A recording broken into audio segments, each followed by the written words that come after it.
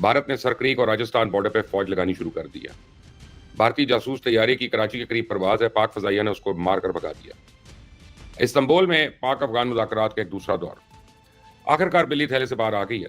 पिछले कई हफ्तों से भारत की सियासी और अस्करी क़यादत जिस तरह जंगी जुनून का मुजाहरा कर रही थी और इश्तियाल अंगेज बयानात दे रही थी, लेकिन अब भारतीय सेना ने सरहदी इलाकों में बाकायदा छेड़छाड़ शुरू कर दी है। कराची खास तौर पर इनके निशाने पे है। मैं आपको बताऊं कि भारत का एक जासूस तैयारा कल अबू धाबी से भोज के लिए परवाज की और पाकिस्तान की फ़ज़ाई हदूद में दाखिल होते ही इसने अपना रुख कराची की जानिब मोड़ लिया। अभी इसने डेटा इकट्ठा करने के लिए अपना सिस्टम ऑन किया था कि पाक फ़ज़ाइया ने वो काम किया जिसका तसव्वुर भी नहीं कर सकते थे। पीएफ के इलेक्ट्रॉनिक वॉरफेयर सिस्टम फौरी तौर पर फ़ाल हो गए और उन्होंने भारत के जासूस तैयारी की कम्युनिकेशन मुकम्मल तौर पर जैम कर दी। तो भारतीय जासूस तैयारे ने जब यह देखा कि आगे पाक फ़ज़ाइया मुकम्मल अलर्ट है, तो मौत के खौफ से अपना रास्ता बदलने पर मजबूर हो गया। इस जासूस तैयारे को भोज की तरफ से इंडियन फ़ज़ाई हदूद में दाखिल होना था, लेकिन यह दुम दबाकर जनूब में अमरेली की तरफ भाग खड़ा हुआ। तो इंडियन एयरफोर्स की शरारत का मकसद सिर्फ यह था कि वो इस बात का अंदाजा करना चाहती थी कि पाकिस्तान किस हद तक अलर्ट है और अचानक हमले की सूरत में उनका रिस्पॉन्स क्या होगा। तो हमारे शाहीनों ने 7 मई की रात इनका जो हशर किया था, शायद उसको भूल गए थे। इन बुज़दिलों को शायद अब इस बात का इदराक ही नहीं कि पाकिस्तान की मुसल्लह अफ़वाज के बहादुर सिपाही तो सोते भी हैं तो एक आंख खुली रहती है। पाकिस्तान के लिए 30 अक्टूबर से 10 नवंबर तक का अरसा खतरे से खाली नहीं है। शैतान मोदी ने पिछले 5 महीने से कराची पर अपनी शैतानी नजरें गाड़ रखी हैं और भारतीय सेना मोदी के शैतानी अज़ाइम की तकमील के लिए पिछले 5 महीने से मुसलसल हालत जंग में है। इंडियन आर्मी आजकल राजस्थान में थरशक्ति के नाम से मशकें कर रही है, लेकिन शैतान मोदी अब अपनी तीनों मुसल्लह अफ़वाज को राजस्थान और सरक्रीक में जमा होने का हुक्म दे चुका है। बज़ाहिर इस गैर मामूली नकलो हरकत की वजह यह बताई जा रही है कि भारत की तीनों सर्विसेज राजस्थान और रन ऑफ कच्छ के कुछ इलाकों में मुश्तरका मशकें करेंगी ताकि इनके दरमियान कोऑर्डिनेशन का अमल बेहतर बनाया जा सके। तो 30 अक्टूबर से 10 नवंबर तक जारी रहने वाली इन मशकों को त्रिशूल का नाम दिया गया है और भारत ने सरकारी तौर पर इसका नोटम भी जारी कर दिया। भारत ने मई में पाकिस्तान पर फ़िज़ाई मशकों की आड़ में हमला किया, तब ये लोग दोबारा मशकों की आड़ में गुजरात और सरक्रीक से कराची की तरफ बढ़ने की मज़मूम कोशिश कर सकते हैं। पिछली बार इन अहमकों ने पहलगाम वाक़े का जवाब तराशा था, ये अब भी किसी फॉल्स फ्लैग ऑपरेशन की तैयारी कर रहे हैं। रॉ ने आज इंडियन आर्मी के लिए एक रेड अलर्ट नोटिस के जरिए इंडियन फौज के दस्तों पर हमले का खदशा जाहिर किया। रॉ का दावा है कि अरुणाचल प्रदेश में 20 से 25 दहशतगर्दों ने दरअंदाजी की है और अनकरीब कोई नया बड़ा हमला करने वाले हैं। तो दिल्ली पुलिस ने भी आज एक ऐसा ही दहशतगर्दी का ख्याली मंसूबा नाकाम बनाने का दावा किया। दिल्ली पुलिस ने 2 नौजवानों को मीडिया के सामने पेश करके दावा किया कि दहशतगर्द किसी खुदकश मिशन का हिस्सा थे और इनका ताल्लुक एक बैनुल अक़वामी गिरोह से है। अपने झूठे दावों में रंग भरने के लिए दिल्ली पुलिस ने गिरफ्तार नौजवानों से अस्ता धमाका खेज मवाद बरामद करने का भी ऐलान किया।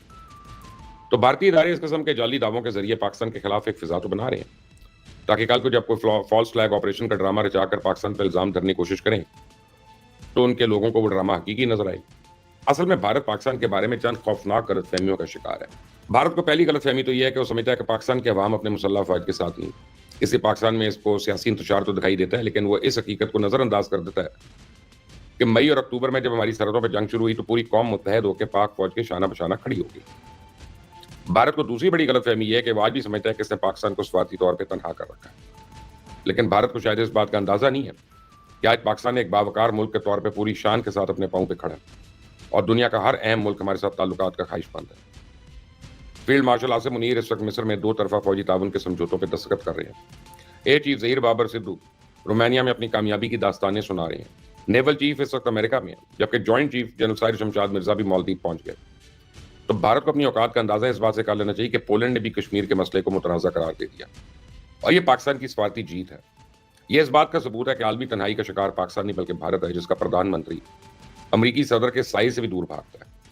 और भारत की तीसरी बड़ी गलतफहमी यह है कि इसे अपने प्रोपेगेंडा की सलाहियत पर बड़ा भरोसा है। इसे अपने मीडिया और नेशनल मीडिया पर बड़ा मान था कि कोई भी झूठी खबर चला के एक बयानिया काट लेगा और जाफर एक्सप्रेस के वाक़े और ऑपरेशन सिंदूर के दौरान पाकिस्तान ने भारत का यह करूर भी खाक में मिला। ऐन जंग के दौरान भारतीय मीडिया की हालत यह हो चुकी थी कि इसके पास अपनी कामयाबी को साबित करने के लिए कोई खबर ही नहीं थी। मजबूरन उसे लाहौर, कराची और सियालकोट फतह करने के झूठे दावे करने पड़े। और दूसरी तरफ पाकिस्तान ने अल्हम्दुलिल्लाह न सिर्फ भारत के तबाहशुदा तैयारों का मलबा दिखाकर उनका झूठ बेनकाब किया, बल्कि शवाहिद की मदद से अपने इस दावे को साबित कर दिया। तो मैं समझता हूं कि मीडिया के महाज से पाकिस्तान की इससे बड़ी कामयाबी और कोई नहीं है कि भारत आज तक अपने राफेल तैयारों के बारे में कुछ जवाब ही नहीं दे सका।